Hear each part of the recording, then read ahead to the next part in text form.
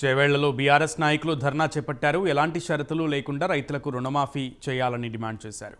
ఇక ఈ కార్యక్రమాలలో మాజీ మంత్రులు కేటీఆర్, సబితా ఇంద్రారెడ్డి పాల్గొన్నారు. దమ్ముంటే నువ్వు నేను పోదాం కొండారెడ్డి పల్లె. సెక్యూరిటీ వద్దు, అధికారులు వద్దు, ఎవరొద్దు, ఒకటే కారులో పోదాం. మనం పోయి ప్రజల కాడ కూర్చున్నాం, రైతుల కాడ కూర్చున్నాం.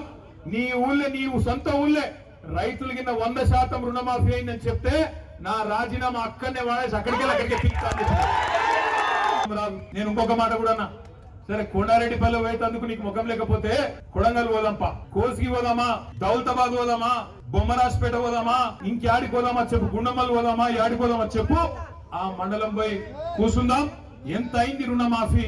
ఎక్కడన్నా ఒక్క ఊళ్ళో ఒక్క మండలంలో 100% అయిందని నువ్వు చెప్తున్న మాట నిజమైతే నేను రాజకీయ సన్యాసం తీసుకుంటా అని చెప్పి కూడా రేవంత్ రెడ్డి గారిని అడిగిన. స్పందన రాదు.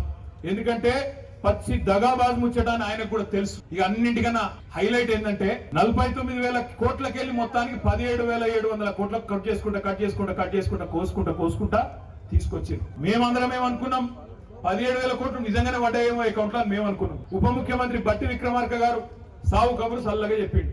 రైతులను మోసం చేసే క్రమంలో, ఇక్కడికే దీన్ని ఖతం చేసే క్రమంలో ఆలోచన చేస్తా ఉన్నారు. మీరు చూడండి.